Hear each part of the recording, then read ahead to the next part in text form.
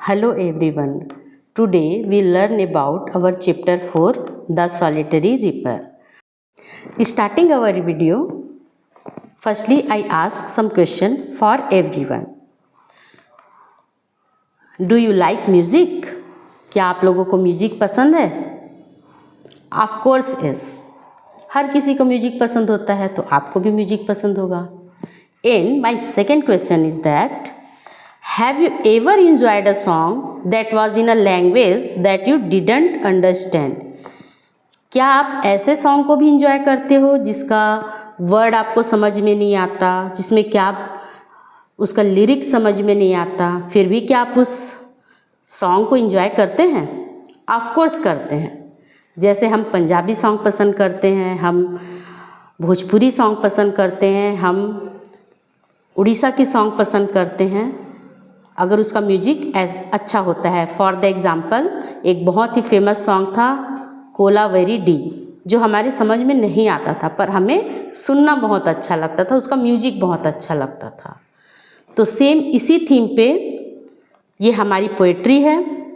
इस पोएट्री में हमारे जो पोएट हैं विलियम वर्ड्सवर्थ, वो जा रहे थे, रास्ते में एक हिल पर उन्हें एक रिपर दिखी, एक फसल काटने वाली महिला दिखी जो एकदम अलोन थी, अकेली थी. वो अपना फसल काटते जा रही थी, साथ में एक सॉन्ग गा रही थी. वो सॉन्ग क्या था वो पोएट को समझ में नहीं आ रहा था, पर जो वॉइस थी उस रिपर की, जो वॉइस थी वो हमारे पोएट को इतनी अच्छी लगी, वो गाना इतना अच्छा लगा कि वो कुछ देर ठहर कर उसे सुनने लगे.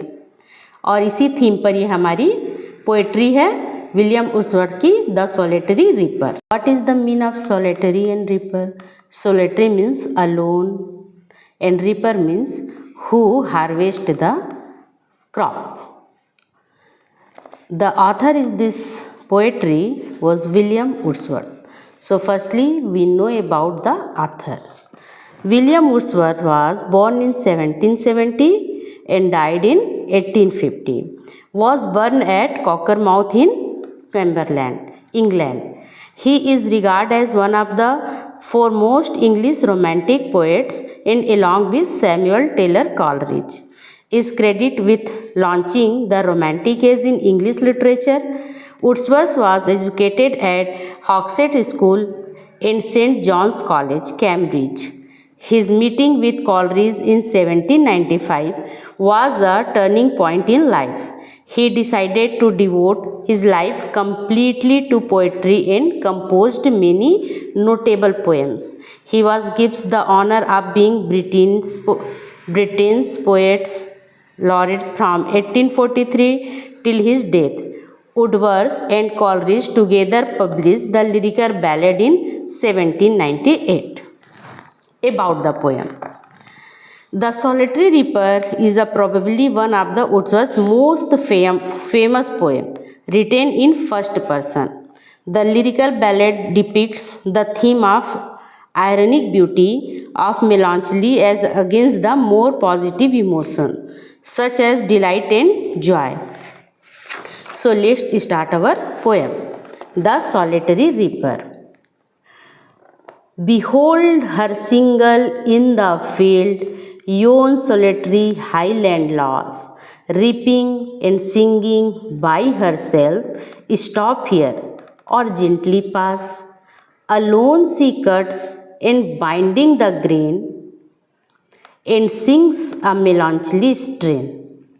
Oh listen, for the wail profound is overwhelming with the sound. Let's explain. मैं एक एक वर्ड का मीनिंग भी बताते चलती हूँ. Behold. Behold means see, look, देखो. हर, उसे देखो. सिंगल इन द फील्ड, जो फील्ड में सिंगल है, अलोन है, अकेली है. Yon solitary Highland lass. Yon means होता है देयर, वहाँ. सोलेटरी मीन्स सिंगल, अलोन, अकेली. Highland lass. Highland lass means a girl who lives in the Highland of Scotland. Scotland के हाईलैंड में रहने वाली लड़की. Reaping and singing by her self. वो रिपिंग कर रही है. Reaping means cutting down and gathering a crop such as corn, rice etcetera. तो वो रीप करते हुए सिंगिंग कर रही है अकेली, हर सेल्फ सिंगिंग कर रही। स्टॉप हियर और जेंटली पास। तो हमारा जो पोएट है वो कह रहा है कि मैं यहाँ स्टॉप होके थोड़ी देर रुक के उस गाने को सुनूं या जेंटली पास या धीरे से वहाँ से चला जाऊँ। Alone she cuts and binds its grain and sings a melancholy strain. Oh listen, for the vale profound is overflowing with the sound. वो अकेली ग्रेन को कट कर रही है, बाइंड कर रही है, फसल को काट के उसे बांध रही है और अकेले ही वो एक सॉन्ग गा रही है, एक मेलॉन्चली सॉन्ग मीन्स सैड सॉन्ग गा रही है। ओ लिसन, उसे सुनो। For the well profound, well profound means होता है डीप वैली, गहरी घाटी, गहरी घाटियाँ भी उस गाने को सुन रही हैं। Is overflowing with the sound, और उस वैली से, उस घाटी से उसका जो साउंड है, उसका जो सिंगिंग है वो ओवरफ्लो हो रहा है, मतलब बाहर की ओर निकल रहा है वो साउंड, इतना सुरीला और इतना अच्छा है। No nightingale did ever chant more welcome notes to weary band of travellers in some shady haunt among Arabian sands. No nightingale, nightingales means एक चिड़िया होती है जिसे हम बुलबुल कहते हैं हिंदी में। नाइटिंगेल जो सबसे प्यारा गाती है, सबसे मधुर गाती है, वो भी इतना अच्छा नहीं गा सकती जितना अच्छा वो रिपर, वो जो अकेली फसल काटने वाली महिला है वो गा रही है, उतना अच्छा तो नाइटिंगेल बुलबुल भी नहीं गा सकती। More welcome notes to weary band, weary bands means होता है टायर्ड ग्रुप ऑफ ट्रैवलर्स, यात्रियों का जो थका हुआ ग्रुप होता है उन लोगों के लिए ऐसा लग रहा है कि वेलकम नोट से उनके स्वागत के लिए गीत गाया जा रहा है। Of travellers in some shady haunts, और shady haunts means roofed shelter by travellers, travellers को आराम करने के लिए जो एक शेड बना होता है, ऐसा लग रहा है वो छत है। थके हुए जो मुसाफिर हैं उन्हें उसके उस सॉन्ग से इतना आराम, इतना अच्छा महसूस हो रहा है, ऐसा लग रहा है किसे, हमारे पोएट को ऐसा लग रहा है। Among Arabian Sands, Arabian sand में जो डेजर्ट है, अरेबिया का जो डेजर्ट है वहाँ की बात हो रही है कि डेजर्ट में कोई ट्रैवलर्स का ग्रुप है जो थका हुआ है।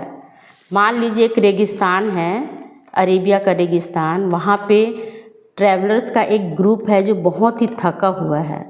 अगर उसे एक शेड मिल जाए, एक छाया मिल जाए तो उसे कितनी खुशी होगी, उन ट्रैवलर्स के ग्रुप को कितनी खुशी होगी।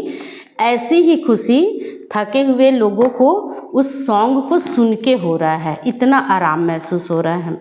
अ voice so thrilling never was heard in spring time from the cuckoo bird breaking the silence of the seas among the farthest Hebrides. Will no one tell me what she sings? Perhaps the plaintive numbers flow for old and happy far off things and better long ago. Or is it some more humble lay, familiar matter of today, some natural sorrow, loss or pain that has been and may be again? नहीं पता ये किस विषय पे गा रही है। हो सकता है ये कुछ आजकल के जो मैटर होते हैं दिन रोज़ दिन के, उस मैटर पे है, कि कोई प्राकृतिक दुख है उसके जीवन में उस पर गा रही है, किसी को खोने का दुख है, कुछ लॉस है, या कोई पेन है उसको, कोई दर्द है। That has been and maybe again, मुझे नहीं पता। Whatever the theme the maiden sang as if her song could have no ending. मुझे नहीं पता, वट एवर कुछ भी हो, जो मैडन है, वो जो लड़की है, रिपर है, वो जो सैंग करी गा रही है, as if her song could have no ending, इस सॉन्ग का कोई एंड नहीं है। I saw her singing at her work, मैं उसे देख रहा हूँ काम करते हुए, गाना गाते हुए, अपने काम करते हुए वो किस तरीके से गाना गा रही है, मैं उसे देख रहा था।